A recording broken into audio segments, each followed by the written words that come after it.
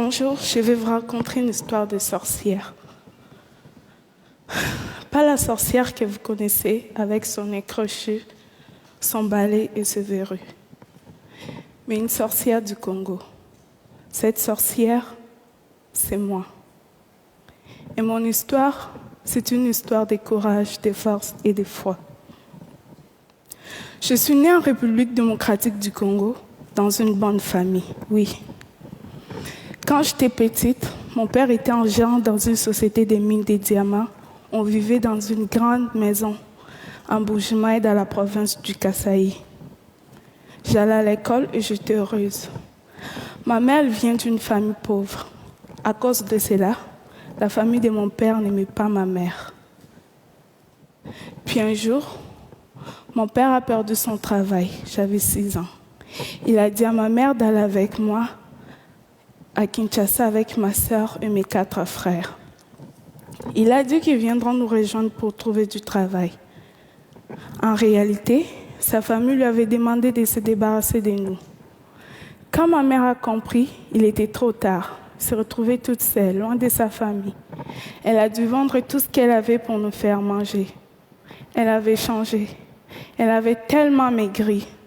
Ma mère a même fait venir notre grand-mère pour nous aider, mais nous avions toujours faim. Alors, ma mère a commencé à nous envoyer chez des amis. On faisait des kilomètres à pied pour aller chercher de la nourriture. C'est comme ça qu'un soir, je me suis retrouvée chez une dame qui m'avait donné à manger pour la famille. Mais elle était trop tard pour retourner. Elle m'a proposé de dormir chez elle et de repartir le lendemain matin. Durant la nuit, je parlais dans mon sommeil. Ça ne vous paraît pas très grave, n'est-ce pas? Mais cette amie a dit à ma mère que je parlais aux démons. Et en même temps, ma mère et ma grand-mère sont allées demander des conseils chez des prophètes, ceux qui représentent Dieu. Elles cherchaient la cause de tout le malheur de notre famille.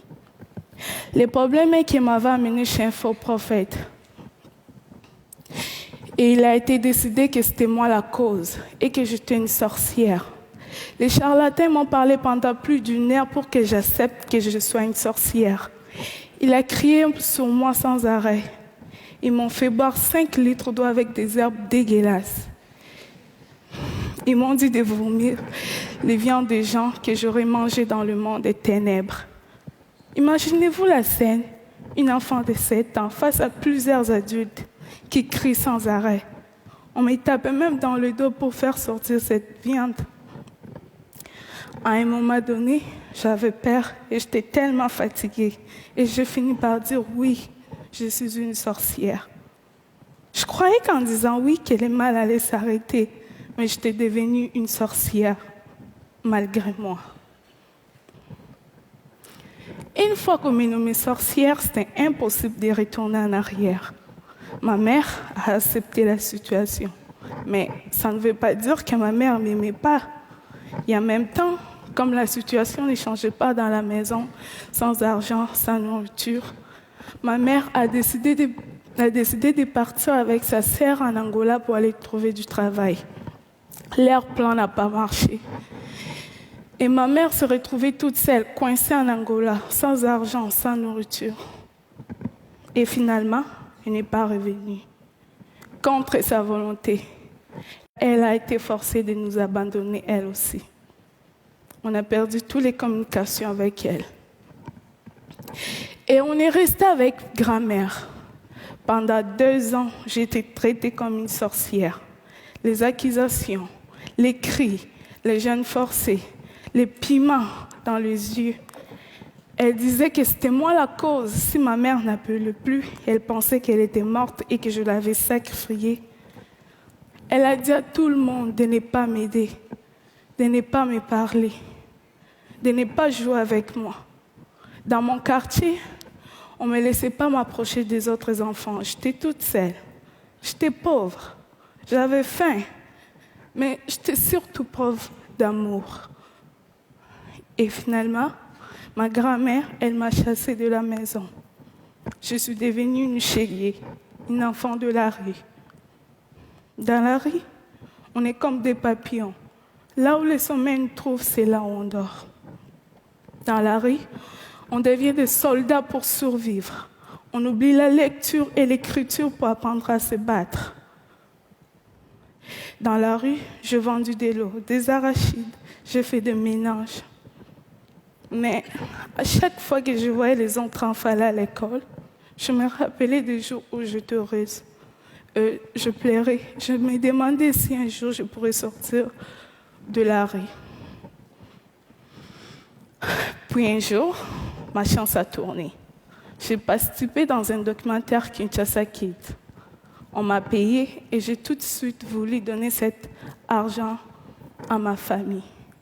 Car même dans la rue, dès que j'avais quelque chose, je passais aller voir ma famille pour leur donner. Ma grand-mère a pris de l'argent, elle m'a encore remis dans la rue. Plus tard, j'ai entendu parler d'un film canadien qui s'est tourné à Kinshasa. La même personne qui s'occupait du casting, alors me connaissait, j'ai été invitée au casting. Je me suis retrouvée face au regard des enfants riches qui étaient là en édition. Même si j'avais envie de me sauver à cause de leur regard, je suis restée et j'ai tout donné pour avoir les rôles. Pour moi, c'était une façon de changer ma situation. J'ai eu les rôles principaux dans le film. C'était bien cool. La production, ils m'ont mis dans une grande maison, je pourrais manger tous les jours et avoir tout ce que je voulais. Mais malgré tout ce qui se passait, j'étais triste. J'en ai parlé à Kim, le réalisateur.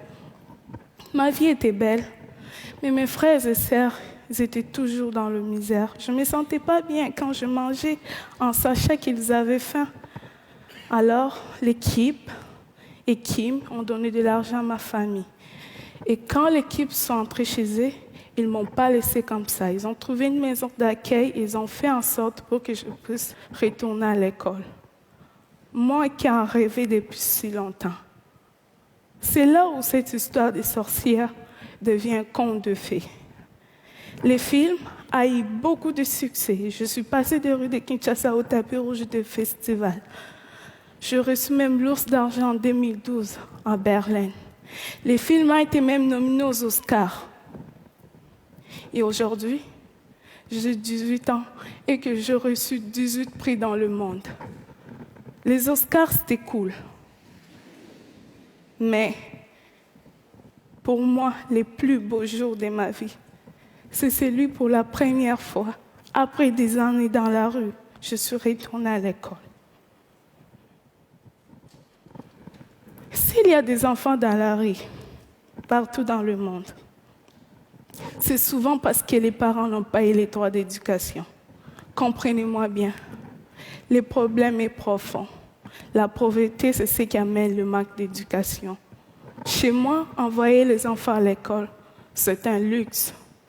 Mais sans éducation, on risque de se faire rencontrer n'importe quoi par les autres qui vous disent quoi faire et quoi penser.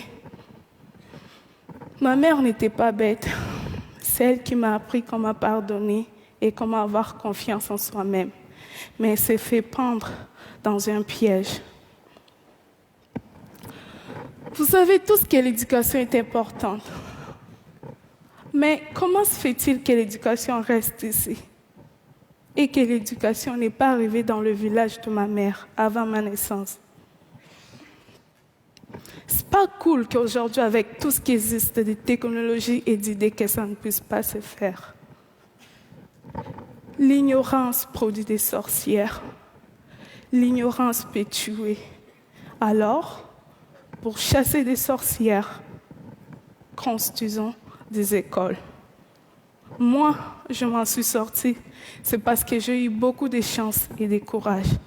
Ce n'est pas le cas pour beaucoup d'enfants qui sont encore dans la rue. Ils attendent aussi que leurs rêves se réalisent. Alors, pour cela, il ne faut pas les oublier. J'ai eu aussi le courage de quitter Kinshasa à 17 ans. Et aujourd'hui, je vis au Québec dans une famille d'accueil. Je poursuis mes rêves, mes études et je reprends les temps qu'on m'avait volés. Je vous parle d'espoir et de courage et de force. Je ne vais pas complaire sur moi. Je ne vais pas complaire sur moi. Je ne vais pas. Retenez cette phrase si simple. Aussi longtemps qu'elle est cœur bas, tout est possible. Merci.